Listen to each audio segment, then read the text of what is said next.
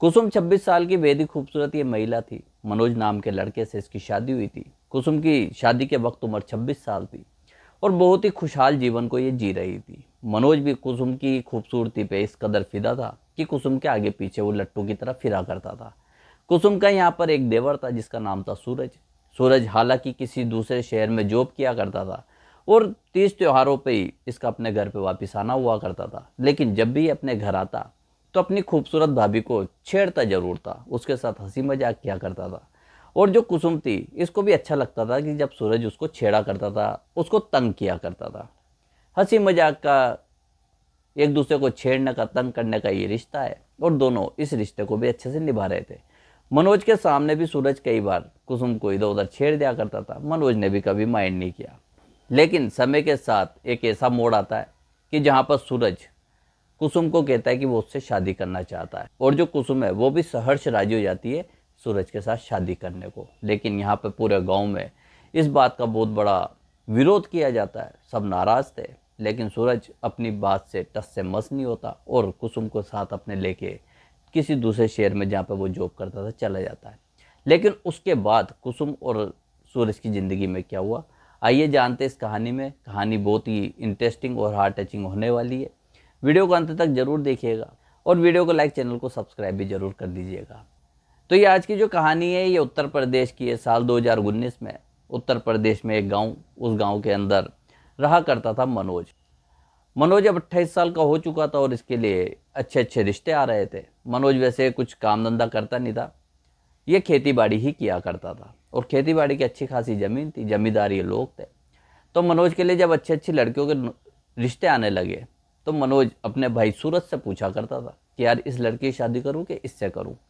एक ऐसी लड़की की तस्वीर इनके हाथ में लगती है जिसको देखते ही सूरज भी ठिठक जाता है और मनोज भी ठिठक जाता है। और वो कोई और लड़की नहीं थी, वो कुसुम थी। अब जब कुसुम की तस्वीर देख के दोनों भाई ठिठक जाते हैं तो इनकी इच्छा करती है कुसुम को सामने साक्षात देखने की।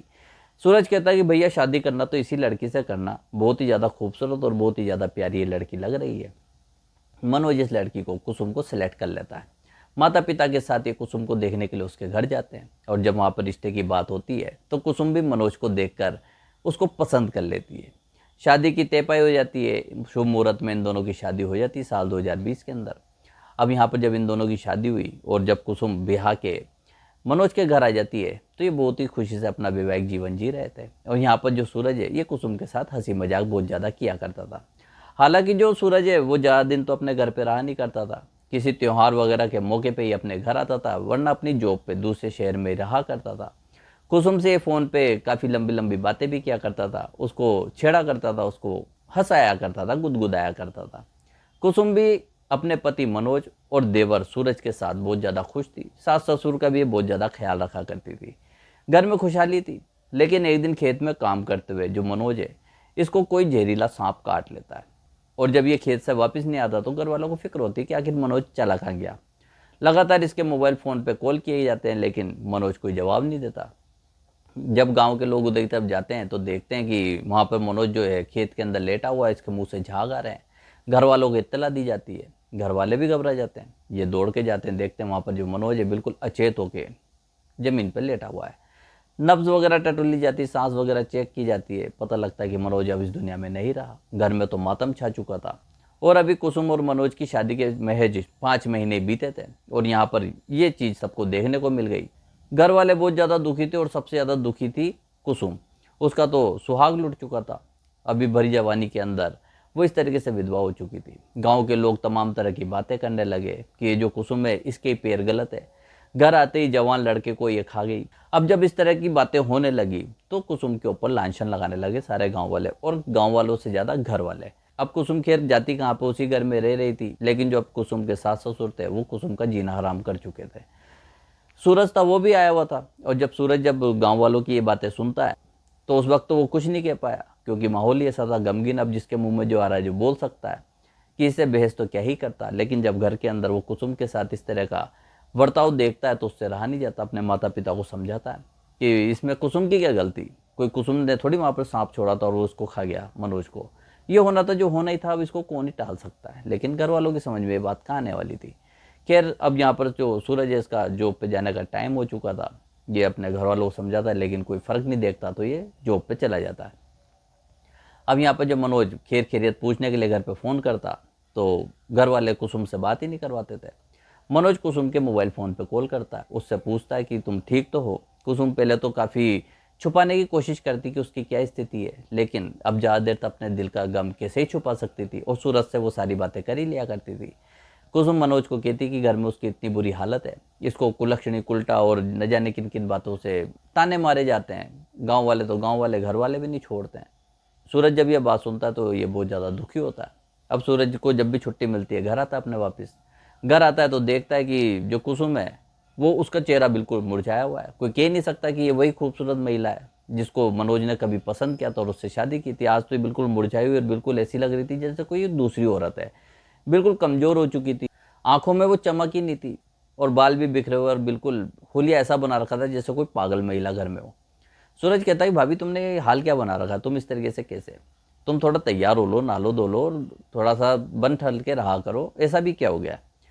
तो यहाँ पर जो सूरज के माता पिता है वो सूरज को डांटते हैं कि एक विधवा औरत को तू तैयार होने की, साज श्रृंगार करने की सलाह दे रहा है, ये ऐसा नहीं चलता है, अब इसको ऐसे ही रहना पड़ेगा जिंदगी भर। सूरज कहता है क्यों, इसमें इसकी क्या गलती है, और अगर ये विधवा हो गई है तो क्या इसको ज़िंदगी जीने का अधिकार नहीं है? अब सूरज पढ़ा लिखा और शहरों में रहने वाला लड़का, तो घर वालों को उसकी बात समझ में नहीं आई। घर वालों ने कहा कि ये लड़का जो है इससे नहीं समझेगा। उसको कहते भाई तेरी छुट्टियाँ ख़त्म होगी, तू जा अपनी जॉब पे जा, यहाँ पर जैसा है वैसा ही चलेगा जो रीति रिवाज चलते आए। सूरज जब इस बात को देखता है तो उसका दिल बैठ जाता है। वो कहता है कि अब कुसुम को वो इस हालत में यहाँ पर छोड़ नहीं सकता। गांव वाले भी तमाम तरह की बातें करने लगे। वो भी कहते कि जो तुम्हारी भाभी है इसको इसके मायके छोड़े आओ, नहीं तो घर में न जाने किस किस की मौत का ये कारण बनेगी, न जाने किस किस को ये निगल जाएगी, ये तो पैर ही गलत है इस औरत के। सूरज अब गांव वालों के सामने भी क्या ही बोलता। लेकिन यहाँ पर जब बात ज़्यादा बढ़ जाती है तो सूरज कुसुम के पास आता है। कुसुम को कहता है कि कुसुम, यहाँ तो ये तुम्हें ज़िंदगी जीने नहीं देंगे, तुम्हारी ज़िंदगी नरक से बुरी कर देंगे, तुम ऐसा करो मेरे साथ शहर चलो।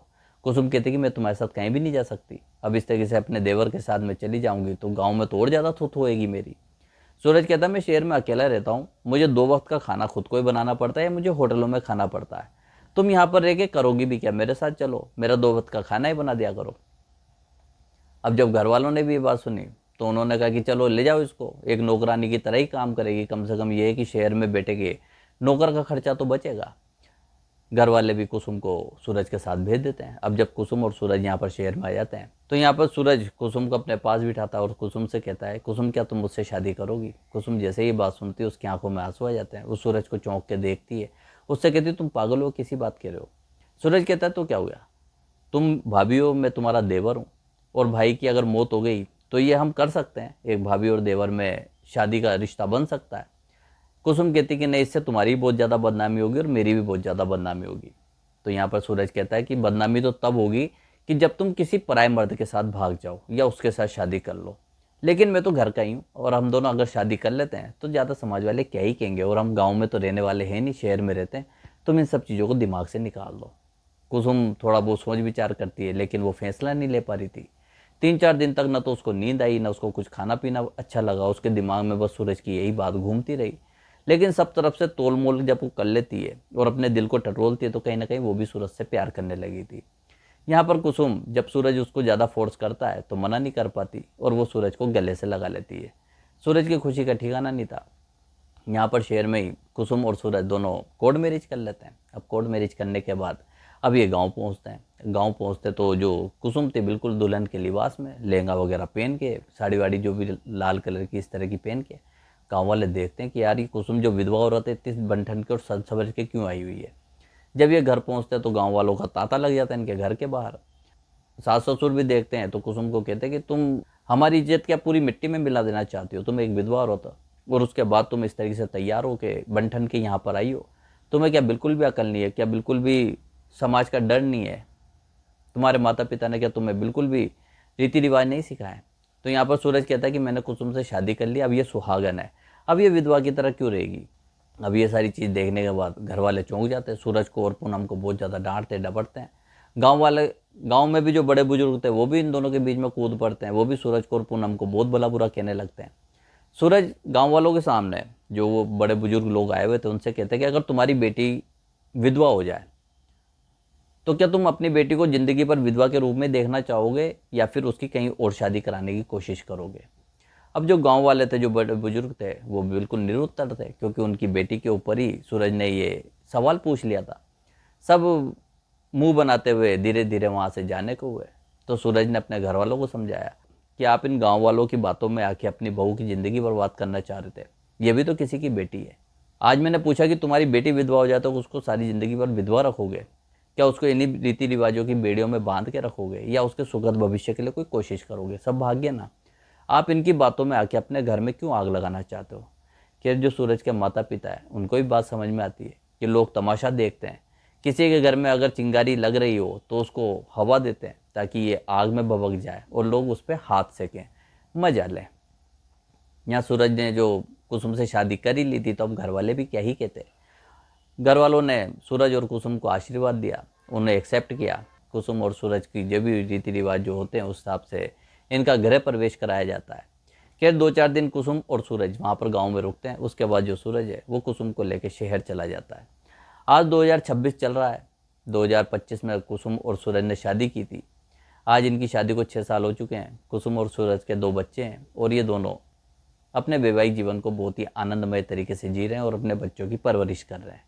तो ये थी एक ऐसी महिला की कहानी जिसका कोई कसूर ना होते हुए भी दुनिया ने उसको कसूरवार बना दिया था। तो इस पूरी कहानी को सुनने के बाद आपके जो भी विचार है कमेंट में जरूर बताएं। वीडियो अगर आपको पसंद आए तो वीडियो को लाइक, चैनल को सब्सक्राइब करके बेल आइकन जरूर दबा दें।